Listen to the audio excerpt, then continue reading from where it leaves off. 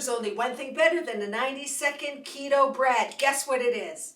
Welcome to the Keto Baking Mechanic, where I create, tweak, and enhance keto and low-carb breads and baked goods, including keto low-carb sourdough, my absolute obsession and my business. Hi, I'm Shari MAC. I'm 64 years old, and I lost over 70 pounds 15 years ago doing a flexible keto lifestyle, not a diet. So, guess what's better than a 90-second keto bread? How about a 99-second keto dark rye sourdough? Yes, sourdough, so exciting. I go like this for a reason, because rye is not keto. So this means it's rye-like. Just like if someone says keto honey, they really should put quotes around the honey, because it means it's a product that's honey-like. So this makes it more true that it's not actually keto rye sourdough. It's 99-second keto rye-like sourdough. Okay, so let's get started with the ingredients. So first of all, so simple. We've got so few ingredients, and you can see why this takes almost no time at all to prepare. So you're going to start with 1 egg.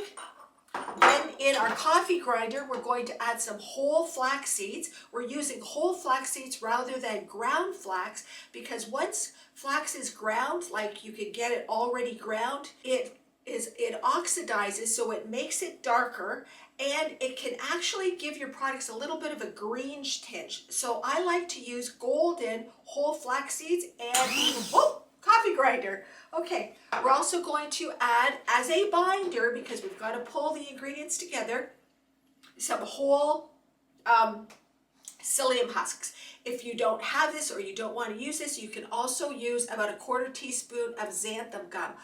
Some people get gas and bloat from xanthan gum, so if that's the case, go with the whole psyllium husks. Next, we're going to add some baking powder, double-acting, zero-carb baking powder. And because this is a dark rye, we're going to add some unsweetened cocoa. So the cocoa is going to give the bread a darker, earthier flavor. It's not sweet, but it's going to have an earthiness to it that's going to contribute to the actual flavor of rye-like bread. Okay, and last but not least, actually we put it in as the second ingredient, but I'll talk about it now, is our living keto sourdough starter from Sinless Sourdough.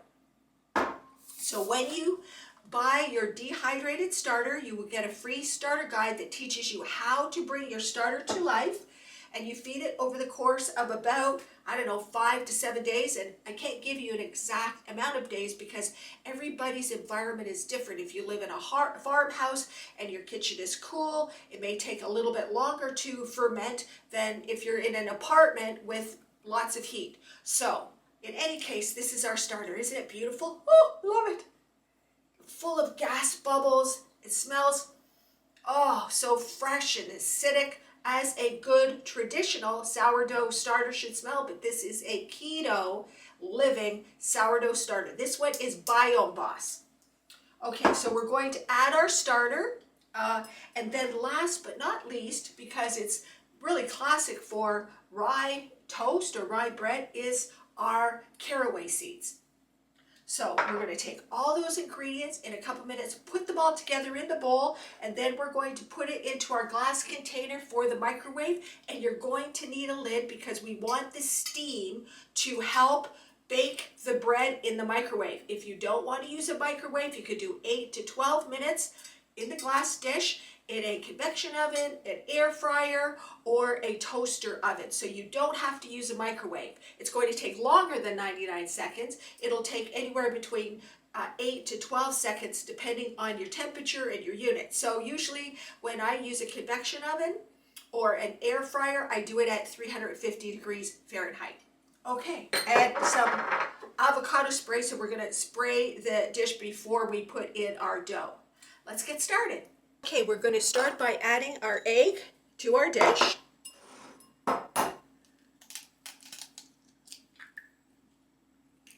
Then we're going to add our living Biome Boss starter. And This has already been stirred. So before you use your starter, you do not have to feed it. It's fed the night before. If you're baking in the morning, you just want to stir it before you use it. And we're going to add our 3 tablespoons of starter. So what does the starter do to the bread? Well, the starter adds that gentle tanginess from the sourdough fermentation. When you have a new starter, it won't have a deep tanginess because it takes time to develop, just like any traditional starter would on wheat. So it's going to take some time. If you really want your rye sourdough to taste more tangy, you want to add about a teaspoon of apple cider vinegar. But we're not going to do that today. We're going to put this aside, and now we're going to add our golden flax seeds to our coffee grinder, and I'm also going to add our whole psyllium husks as well to the coffee grinder and grind them. Here we go.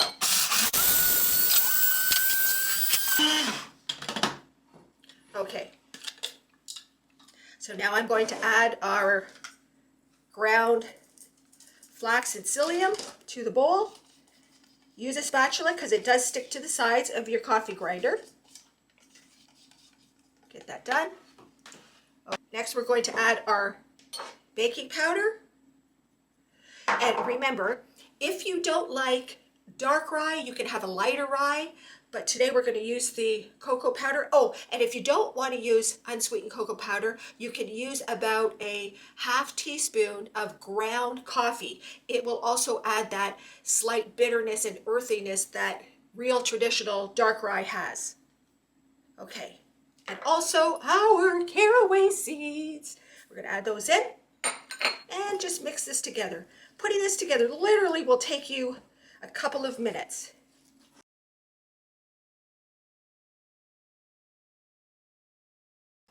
Okay, so now we're going to put it into our dish.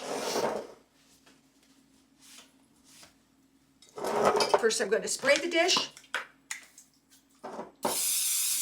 with our avocado spray.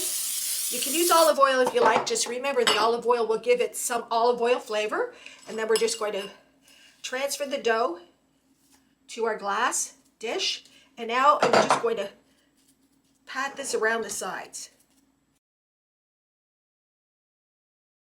Now we're going to pop this into the microwave for 99 seconds, covered.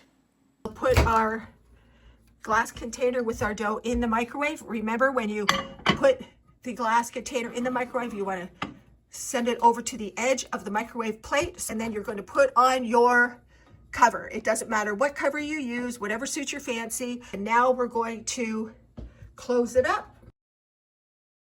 It's hot, so we're just going to let it cool for a moment, and then we're going to transfer it to a wire rack to cool. Okay, now we're going to slice it horizontally. Here we go. Look at that. Look at this bread. Isn't that beautiful? Okay, right out of the toaster oven. Look at this. We're going to add some butter. You can add anything to it.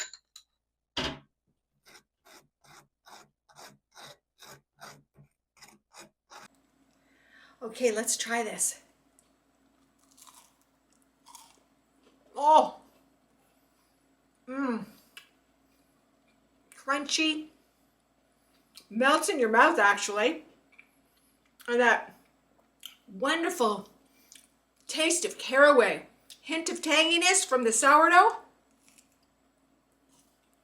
Oh, it's absolutely delicious. You've got to try this.